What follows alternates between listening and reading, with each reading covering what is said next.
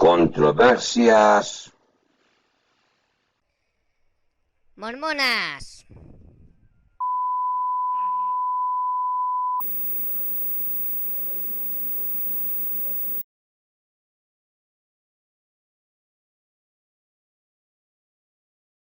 Hola, mis estimados amigos, mis hermanos en esta aventura. Gracias por elegir Controversias Mormonas y por ver el vídeo acerca de Nadie conoce mi historia, que es la biografía de Pepillo Smith no autorizada y escrita por Fan Brody, y la cual fue miembro de la Corporación Sud hasta que en 1941 la excomulgaron. Y la excomulgaron por el libro que escribió, en parte por el libro que escribió, y por negarse a cambiar la historia. Es decir, ella hizo una investigación y lo de que descubrió, lo escribió. Bueno, no voy a alargarme ni voy a contar de que quiero saber algo de Fan Brody, pues es decir, yo he hablado de ella y ahí en YouTube hay vídeos basados en su vida, y os recomiendo que vayáis allí y lo veáis o busquéis en su biografía en Google o donde queráis. Bien, hoy vamos a ver el capítulo 7, la tierra prometida, la sociedad perfecta y la tierra prometida, eso. La sociedad perfecta y la tierra prometida.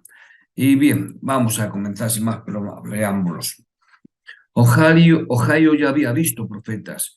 En 1812, Abel Sanger, de que no he encontrado ninguna foto, que hablaba con ángeles y recibía revelaciones, recorrió el estado con sus 12 mujeres apóstoles, pretendiendo resucitar a los muertos y predicando la extraña doctrina de que si uno era lo suficientemente santo, podía vivir sin comida. La secta sufrió un eclipse en Marietta, cuando un converso puso a prueba la creencia, pasó 9 días sin comer y falleció. El más fresco recuerdo era Joseph Dix. De este tampoco hay foto, pero sí que hay un libro basado en él que voy a compartir pantalla para vosotros para que lo veáis. ¿Eh? Y así se corrobora que este hombre existió. ¿Veis? Es el que está aquí y decía: apariencia y pretensión de George T. Dix en Ohio 1828. Está escrito por R.H. Tennessee. Pero bueno, es decir, como veis, aquí no hay ninguna foto, solo el libro de este hombre. ¿Eh? Y es lo que he encontrado de yo sobre él. Pero bueno, con esto que ha demostrado que ese hombre existió. Así que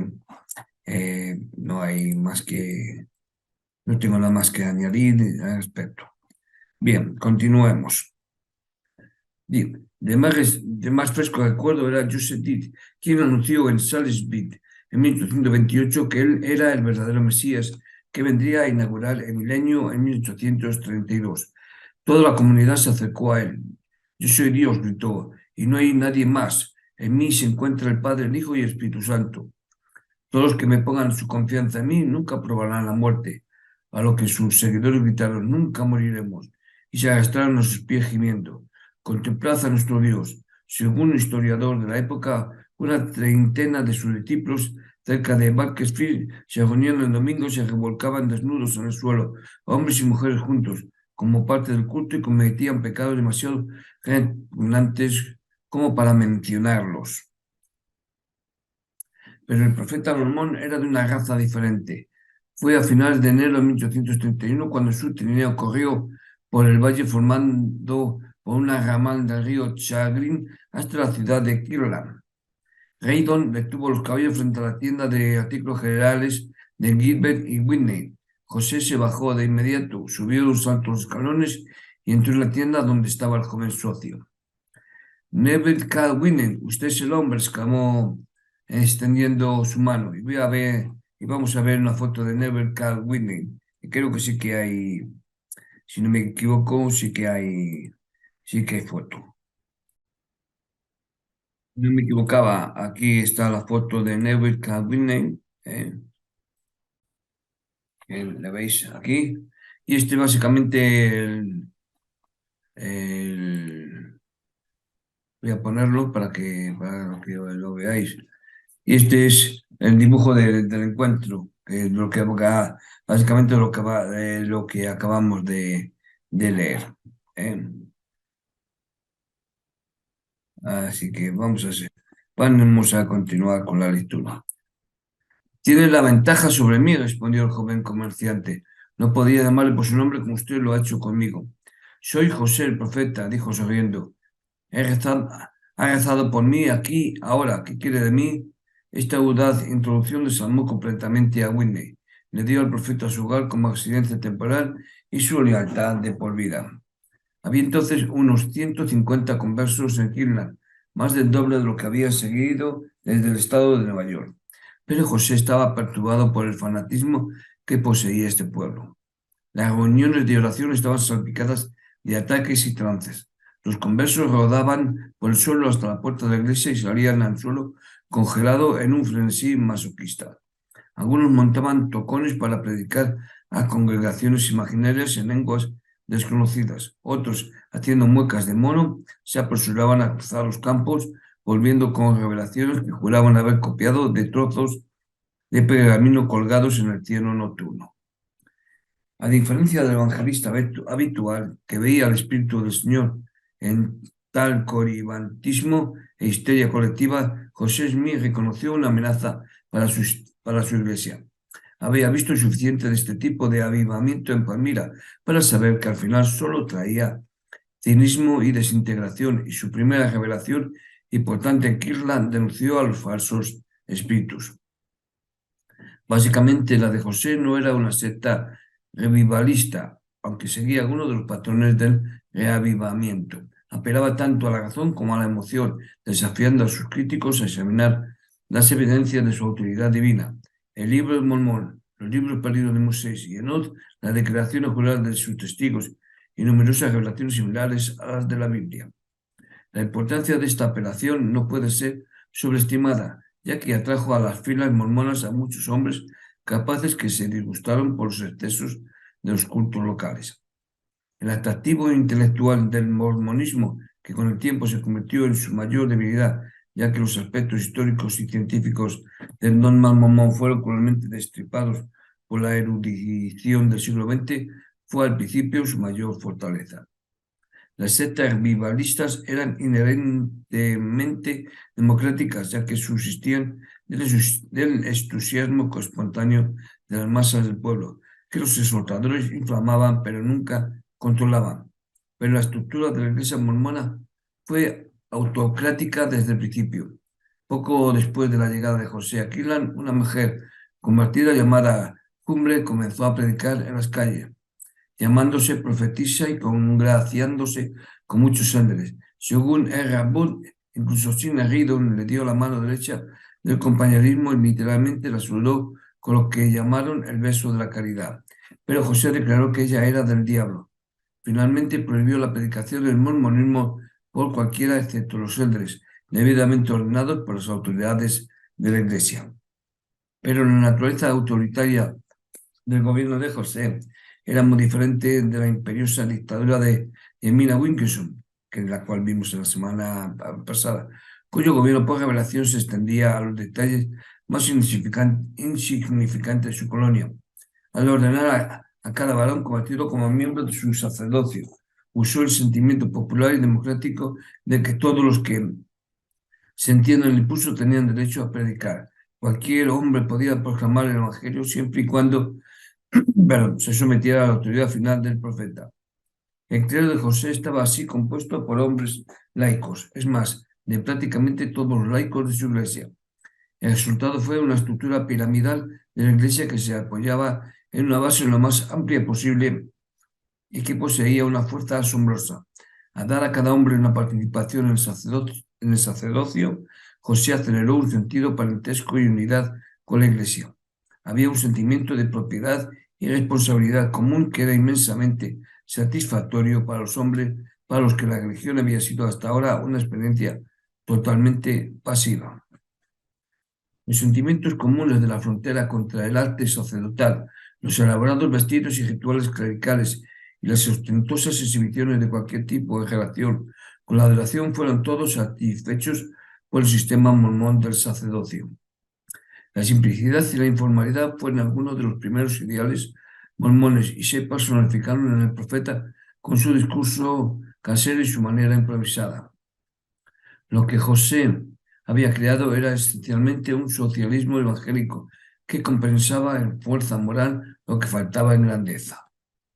Casi todos los hombres tenían un título del Nuevo Testamento: diácono, maestro, presbítero, elde, 70 u obispo. Cada título llevaba un cierto rango. La progresión de abajo a arriba dependía de la fe de un hombre, su celo por la iglesia y la buena voluntad de sus superiores en la jerarquía. Cada converso no solo tenía la dignidad de un título, sino también los deberes que lo acompañaban. Se esperaba que trabajara arduamente para la iglesia, y así lo hacía. Su única recompensa, y era amplia, era la convicción de que estaba promoviendo la obra del Señor en los últimos días. En ningún otro periodo de la historia de los Estados Unidos se consideraron tan inminentes los últimos días como en el que transcurrió entre los años 1820 y 1845. William Liane, uno de los primeros conversos mormones, escribió en sus memorias que estaba contento de escuchar a los mejores hombres de nuestro tiempo discutir la aproximación del milenio, como solían decir. Al final de 2000 años vino el diluvio y al final de 4000 años vino Jesús y sus apóstoles y al final de 6000 años debemos esperar algo estupendo. Según los cálculos entonces vigentes, la Tierra tendría 6000 años de antigüedad en algún momento del siglo XIX, ya que 1000 años era como un solo día para Dios. Se esperaba que el séptimo fuera el día del descanso y paz. Toda mala pasión, codicia, crueldad, lujo, ambición, orgullo, vanidad, ira, terquedad, altivez, traición, engreimiento, odio, malicia, envidia dejarán de existir. Escribió Josiah Priest en 1828. Y bueno, voy a ver si hay foto o algo de este hombre y os la enseño. No hay foto de él, lo que sí que hay una prueba de su existencia. Era un hombre que estaba, es decir, que ya creo que lo vimos ya cuando he hablado en capítulos anteriores, porque me suena a mí este dibujito de Joseph Priest y las diferentes culturas, cuando hablamos a los primeros años de José Smith. Es aquí, está aquí, Joseph Priest, aquí. Aquí, en fin, esto es lo que hay. Sí, básicamente, a menos que, sí, aquí las cuatro representaciones en fin, es lo que hay. Vamos, que le prueba de la existencia de esta persona. Bien, continuamos. No habrá llanto, ni suspiro, ni muerte. William Miller creía que Cristo probablemente descendería en 1843. El capitán Saunders de Inglaterra y Joseph Booth de Palestina estaban seguros de que la fecha era en 1847. Muchos conversos mormones habían sido atrapados por el contagio del milenarismo y vieron en el surgimiento del nuevo profeta con su numeración privada y misteriosa la evidencia final de la inminente llegada de Cristo. Muchos se unieron a la causa de José con la esperanza de estar a su derecha en el día del juicio final. Y como el mismo José estaba infectado con el espíritu del milenarismo, alentó este sentimiento. Cuando seleccionó a 12 de sus hombres más capaces como apóstoles para supervisar su sistema de proselitismo, que se desarrollaba rápidamente, los colmó de bendiciones que confirmaron su creencia en la eminencia de eventos estupendos. Prometió a Lyman E. Johnson que vería al Salvador venir y pararse en la tierra con poder y gran gloria. Al hermano menor de José, William, y a Awesome High se les dijo que permanecerían en la tierra y traerían almas hasta que Cristo venga. Y aunque José nunca pronosticó fijamente el año exacto de la segunda venida, una vez se aventuró a sugerir el paso de unos 156 años hasta la escena final. Multitudes comenzaron a llegar a Kirtland. Muchos viajaron 80 y 100 kilómetros hasta el trono del profeta, escribió el editor del Painesville Telegraph, para escuchar de su propia boca la certeza de que había excavado una Biblia y unas gafas. Muchos, incluso en los estados de New England, después de escuchar la frenética historia de alguno de estos elders, pusieron inmediatamente todo en un carro y se dirigieron a la tierra prometida para escapar, como suponían, de los juicios del cielo que pronto se derramarían sobre la tierra. Entre los visitantes estaba El Rabot, un popular predicador metodista. En su grupo había una mujer con un brazo paralizado. Durante su entrevista con José Smith, la conversación giró en torno al tema de la sanidad. Y alguien dijo, aquí está la señora Johnson con su brazo cojo. ¿Ha dado Dios algún poder a los hombres ahora en la tierra para curarla? José se sentó en silencio, pero unos momentos después, cuando la pregunta casi se había olvidado, se levantó y atravesó la habitación. Tomando la inútil mano de ella en la suya, dijo solemnemente, Mujer, en el nombre del Señor Jesucristo, te ordeno que te pongas bien. Y salió inmediatamente de la habitación. Pero un predicador de Cambridgita, al describir lo que siguió, escribió que la compañía estaba asombrada por la infinita presunción del hombre y la tranquila seguridad con la que hablaba. El repentino son mental y moral, no sé cómo mejor explicar el hecho bien probado, electrificó el brazo reumático de la señora Johnson, lo levantó de inmediato con facilidad. El milagro convirtió de inmediato a Bot y a toda la familia Johnson. Luego un milagro menor trajo a la iglesia mormona a Simmons Reiden, un evangelista cabellista cuya fama era casi tan grande como la de Reiden. Cuando leyó sobre el gran terremoto de Pekín de 1831, recordó que una chica mormona había predicho el evento unas semanas antes. Estas dos conversiones dejaron atónitos a los predicadores establecidos en la vecindad. El terremoto de China fue burlado en la prensa local como el mormonismo en China, y Thomas y Alexander Campbell corrieron al norte de Ohio para predicar frenéticamente contra la nueva religión. Herbert D. Hoover, editor del Painesville Telegraph, furioso cuando su esposa e hija se unieron a los mormones, ofreció su prensa a los Campbell y publicó el 8 y el 15 de marzo el primer análisis de investigación del libro de Mormón, Delirios de Alexander Campbell, que había aparecido en el Millennium Harbinger.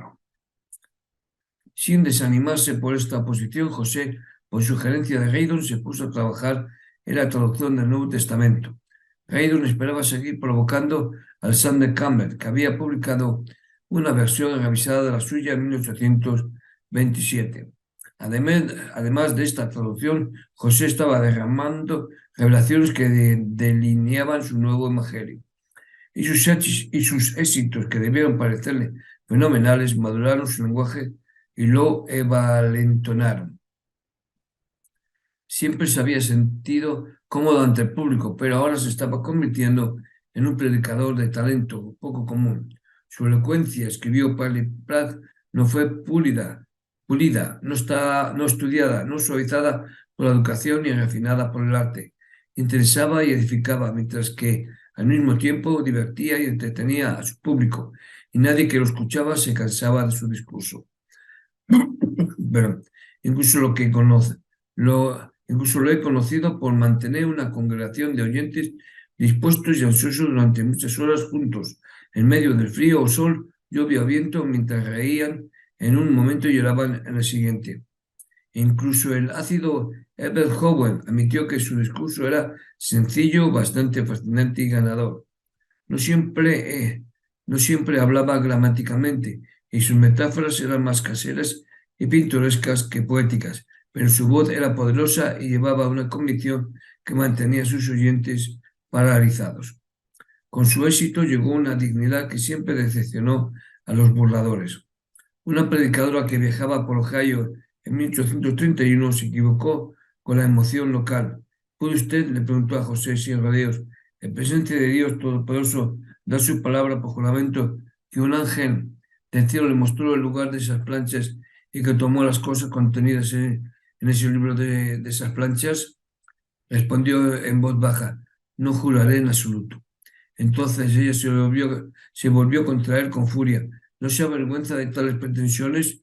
Usted que no es más que un ignorante arador en nuestra tierra. Oh, avergüéncese de tales abominaciones y deje que la vergüenza cubra para siempre su cara. Bueno, solo respondió diciendo, el don ha vuelto de nuevo como en tiempos pasados a los pescadores analfabetos. Sin embargo, su nueva dignidad y sentido de la responsabilidad de su cargo no sofocó su sentido del humor. Era un profeta alegre, dijo uno de sus conversos. Solía reírse desde la coronilla hasta las plantas de los pies. Sacudía cada pedazo de carne en él. Su inclinación por la comedia ocasional desconcertaba a aquellos que esperaban una solemnidad patriarcal, pero se ganó el cariño de muchos otros. Un día estaba explicando su credo y su libro al predicador Campbellita Hayden. Oh, esta no es la evidencia que quiero, dijo Hayden. La evidencia que deseo tener es un milagro notable. Si agaritas uno así, entonces creeré con todo mi corazón y mi alma. Bueno, dijo José, ¿qué habrá hecho? Se quedará ciego o mudo, quedará paralizado y tendrá una mano seca. Elija lo que quiera, elija lo que le plazca y en el nombre del Señor Jesucristo será. Ese no es el tipo de milagro que quiero, protestó Hayden. Entonces, Señor, dijo José, no puedo hacer ninguno, no voy a traer problemas a nadie más, Señor, para convencerlo.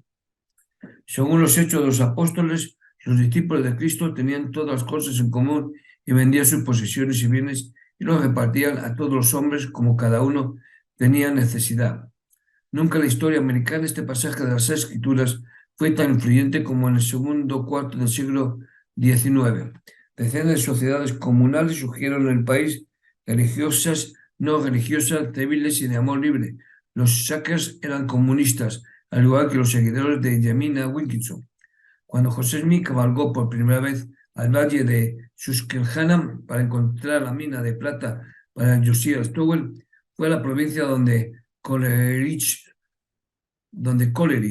Suetonius y Wordsworth habían planeado fundar una patiosocracia y donde los amonistas alemanes, liderados por Joseph Rapp, estaban construyendo economía a orillas del Ohio.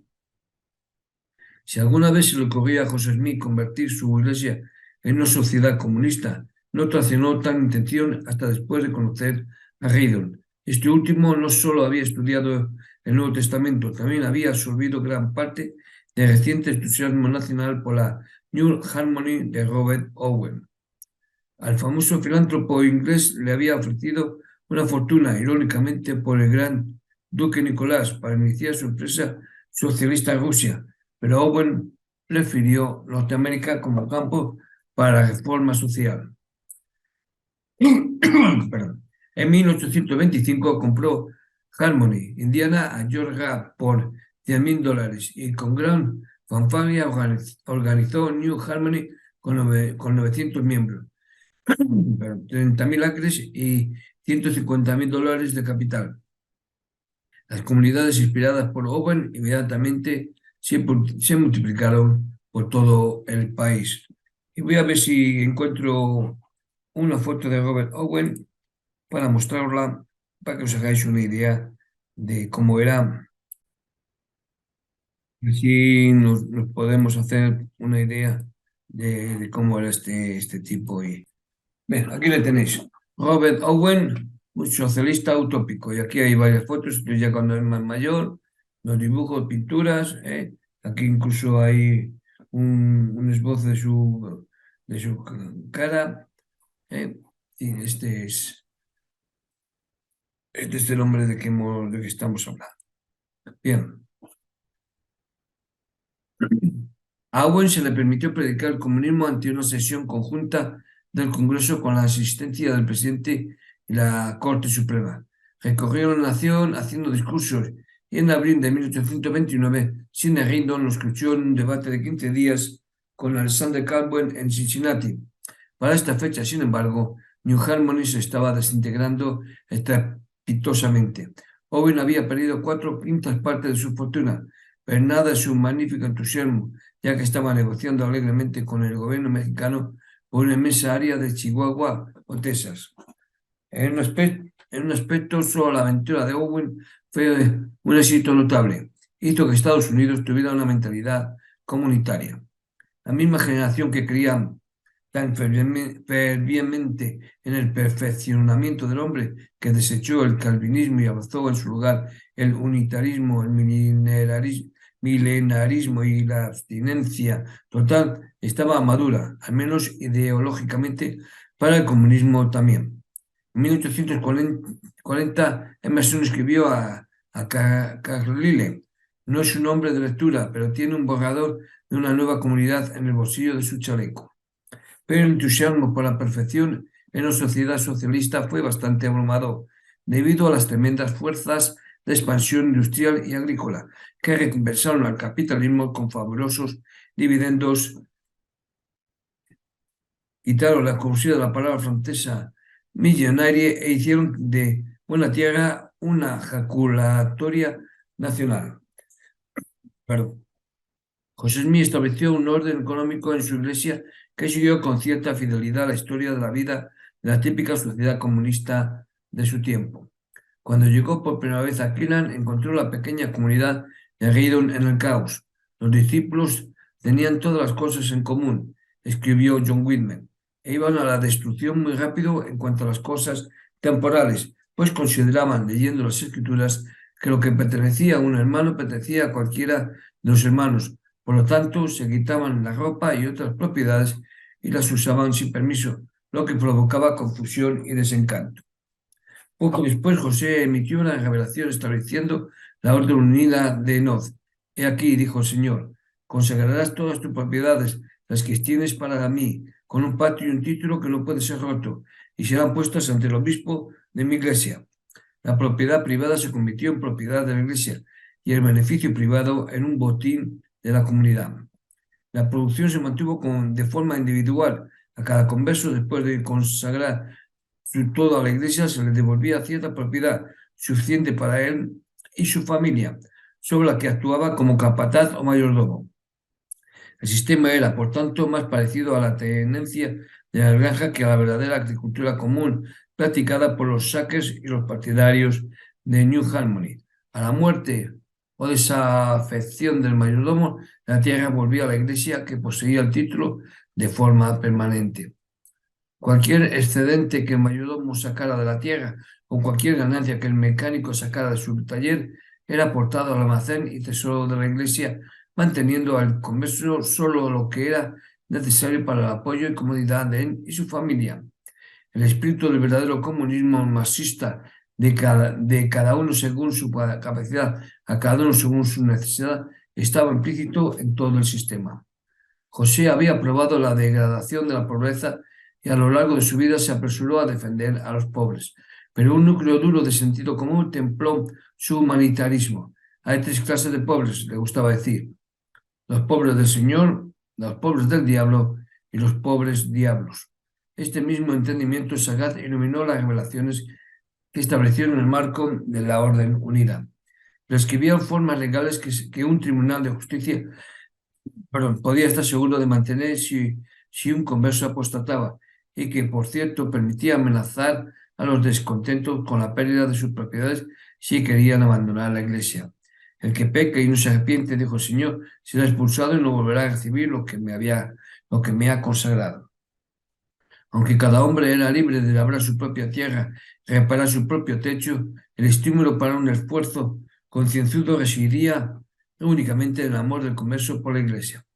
Todas las ganancias eran absorbidas por el almacén y se esperaba que el miembro laborioso aceptara la distribución de sus excedentes como las autoridades de la iglesia lo consideraran conveniente.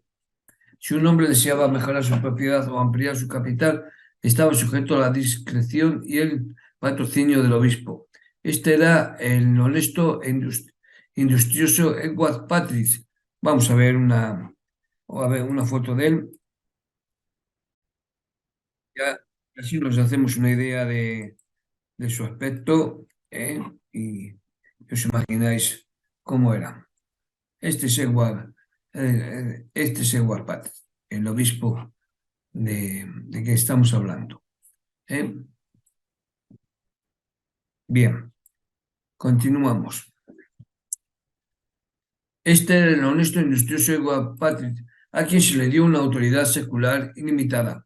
No solo juzgaba las necesidades, sino también determinaba las actitudes del excedente que se entregaba en la cosecha a cada converso.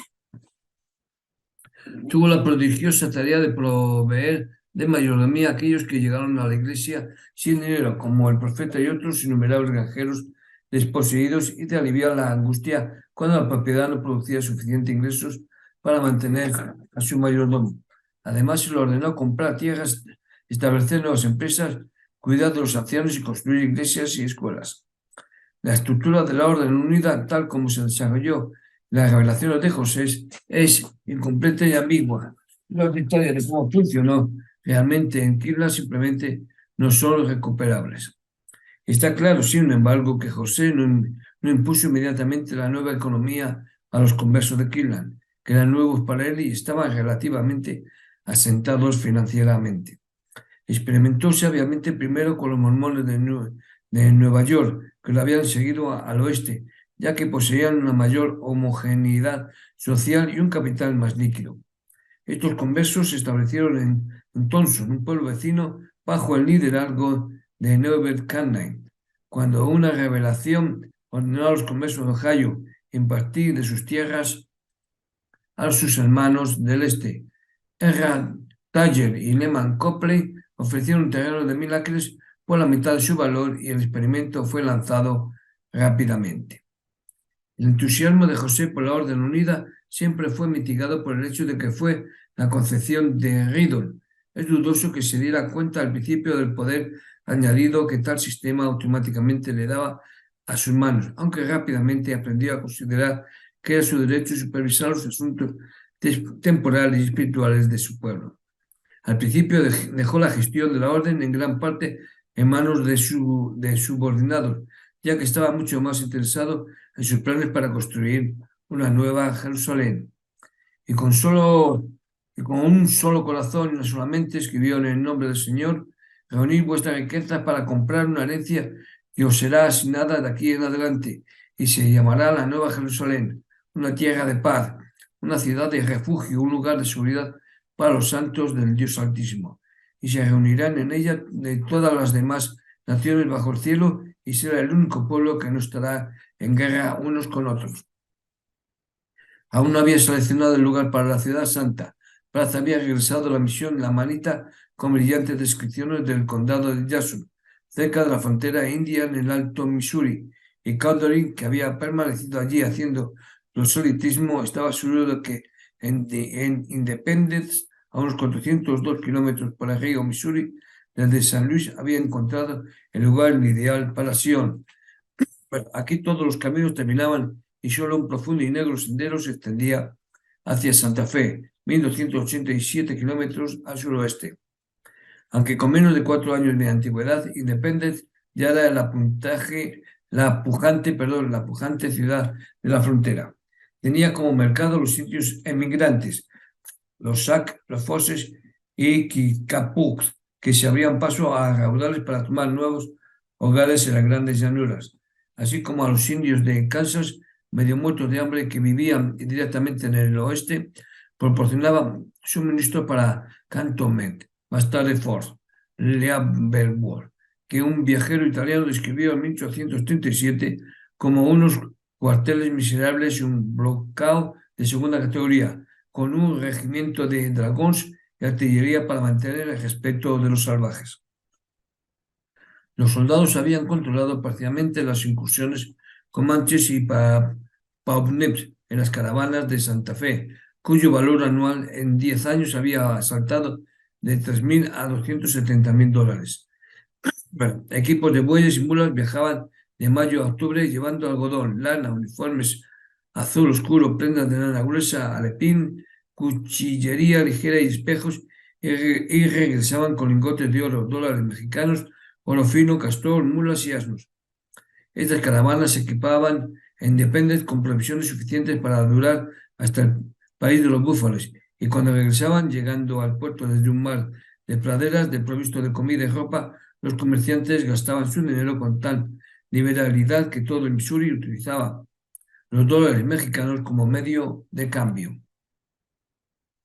Independence no tenía ni banco, ni imprenta, ni iglesia, pero contaba con un comerciante yanqui que había vendido $60,000 en 3 años. Los barcos de vapor navegaban por el río hasta Council Bluffs. La Asamblea General de Missouri ese mismo diciembre había abierto la mayoría de los preciados 46,000 acres de tierra para la siembra en el condado de Jackson para su venta a $2 el acre. Y las tierras públicas más al oeste se vendían a $1 y un cuarto por acre en lotes de 80 acres. Un gacetillero de 1837, un pequeño periódico, informó que la furia por ese cuarto de dólar invadió todo el mundo emigrante.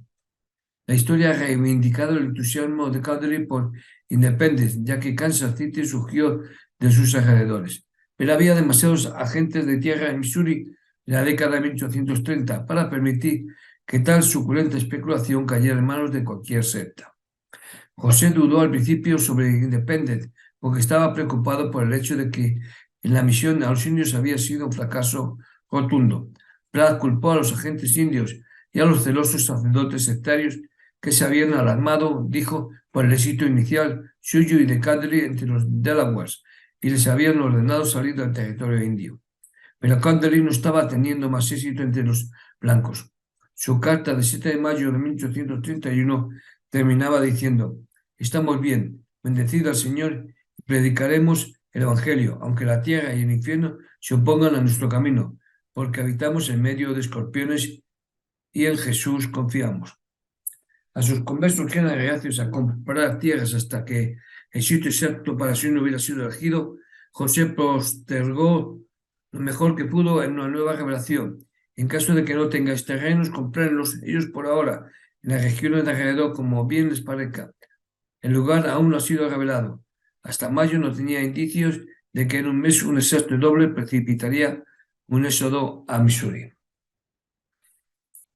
A pesar de que José intentó erradicar la patología religiosa que permeaba la colonia de Kirtland, quedó un residuo que no hizo ningún esfuerzo por disipar. El Rabón declaró que una expectativa universal impregnaba a la Iglesia de que no estaba muy lejos el momento en que los sordos, los mudos, los mutilados, los ciegos, etc., se convertirían en los sujetos del poder milagroso de Dios para que cada defecto en sus sistemas fuera completamente eliminado. Muchos creían que si tenían suficiente fe, nunca saborearían la muerte y despreciaban los servicios de los médicos. José probablemente estaba preocupado, como muchos curanderos de la fe lo habían estado antes que él, por la manera aparentemente intermitente y caprichosa en que Dios hacía milagros. Debe haber sido humillante descubrir que, aunque podía ordenar con éxito al Señor que curara un brazo paralizado y expulsara a un demonio, era impotente para ayudar a Emma en su desgarrador sufrimiento en un parto. En su segundo confinamiento dio a luz a gemelos, pero ambos murieron, y él fue tan incapaz de consolarla como lo había sido de aliviar su dolor. Pero, terrible. Otra pareja de gemelos había nacido en Kirtland al mismo tiempo. Cuando su madre murió, fueron entregados al profeta y a su esposa para que los criaran. Elma los tomó con alegría y humildad y pronto aprendió a amarlos como si fueran suyos. Cuando se completaron los planes para la primera conferencia general de José en Kirtland, su dolor por la pérdida de sus propios hijos se había disipado en gran medida y también, al parecer, su sensación de impotencia ante el espectro de la muerte. Optimista y exuberante, se volvió descuidado con la profecía. El Rabón, que describió la conferencia en detalle poco después de dejar la iglesia, escribió que el día antes de que las reuniones comenzaran, José prometió que no deben pasar 3 días antes de que algunos vean al Salvador cara a cara. El profeta estableció la nota clave para la primera asamblea, desentrañando el misterio de las 10 tribus perdidas, revelando que vivían en una tierra contigua al Polo Norte, separada del resto del mundo por montañas intransitables de hielo y nieve. El punto culminante de la conferencia, sin embargo, fue su anuncio de que Dios había restaurado la tierra, el sacerdocio de Melquisedec o mayor, el alto orden del Hijo de Dios. Esto era diferente del sacerdocio de Aarón, del que disfrutaban los judíos y que fue restaurado al pueblo mormón por Juan el Bautista. A lo largo de la historia, solo Melquisedec y Cristo habían sido investidos con sus prerrogativas, pero ahora iba a ser el privilegio de cada verdadero creyente en el Evangelio. Pero José seleccionó a varios de sus hombres clave y comenzó a ordenarlos como sumos sacerdotes. Mientras las oraciones solemnes avanzaban, el feroz fanático Lyman Witt, que había sido uno de los comunistas más celosos de Gaydon, saltó sobre un banco.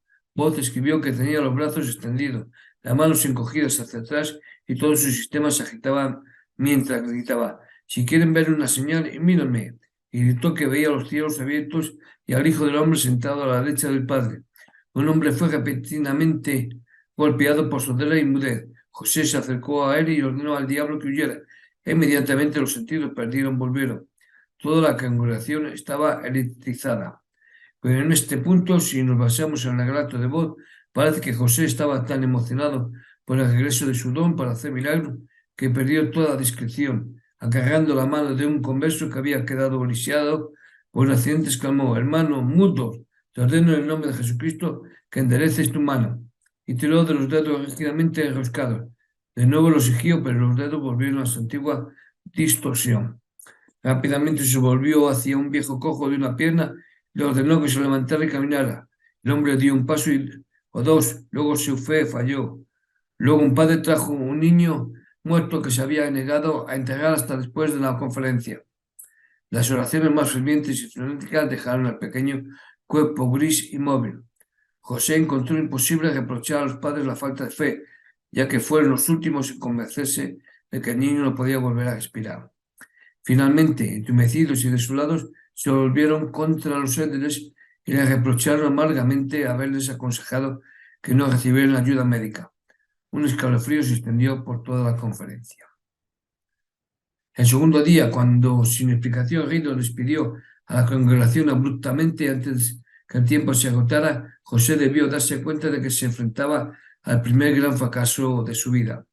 Unos pocos lo denunciaron con desprecio y los silenciosos lo miraron con ojos fríos. Fue en esta hora que Neuber Canning trajo la noticia de la segunda desgracia que amenazaba con derribar la estructura económica de la Iglesia antes de que se construyera a media. Lehman Copeland y Gerhard Tiger habían renunciado a su generosa ofrenda de tierras en Tulsa e invocaban la ley del estado de Ohio para librarse de los intrusos de Nueva York. José empezaba a sentir la presión de las vejaciones que habían atormentado a los Sackers y precipitado la ruina de New Harmony. Analizando en 1870 el colapso de los experimentos comunistas americanos, John Humphrey Noyes lo achacó a la depravación general. Bueno, José luchó durante 4 años con los pleitos y la pobreza para descubrirlo por sí mismo.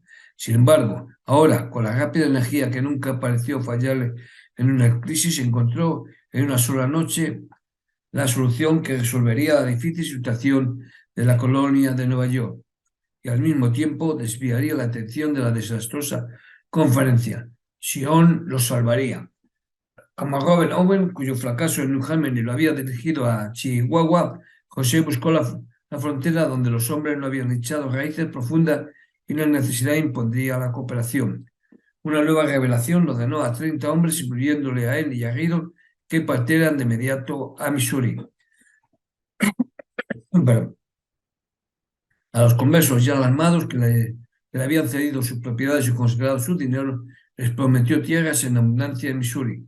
Rápidamente se corrió la voz de que no se podía hacer milagros en Ohio porque no era tierra consagrada, que solo en la tierra prometida se podía hacer ver a los ciegos, caminar a los cojos y vivificar a los muertos. La próxima conferencia se llevaría a cabo en Independence, donde se construiría un glorioso templo en honor al Señor. Allí los hijos de Dios adorarían con riqueza y abundancia. Cuando algunos de los hombres se pusieron a partir apresuradamente hacia la frontera india, otra revelación los golpeó. ¡Ay de vosotros, hombres ricos, que no queréis dar de vuestra riqueza a los pobres, porque vuestras riquezas corromperán vuestras almas!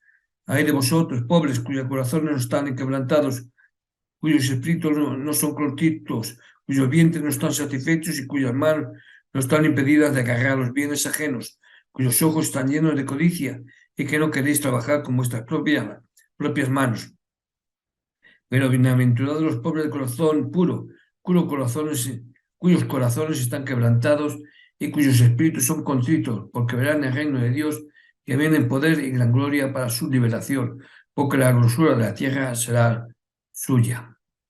Y hasta aquí, mis estimados amigos, mis hermanos en esta aventura, es el capítulo 7, y la próxima semana veremos el capítulo 8, constructor de templos.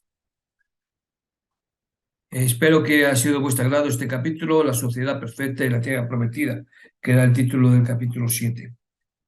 Bien, no hay nada más que añadir, salvo que tengáis una buena semana. Espero veros a todos vosotros y a los nuevos que llegan, pues bienvenidos seáis.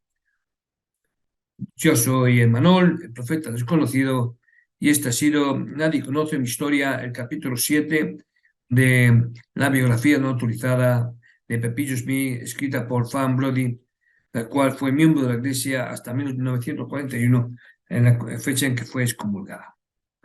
Sé felices, pasadlo bien, nos vemos.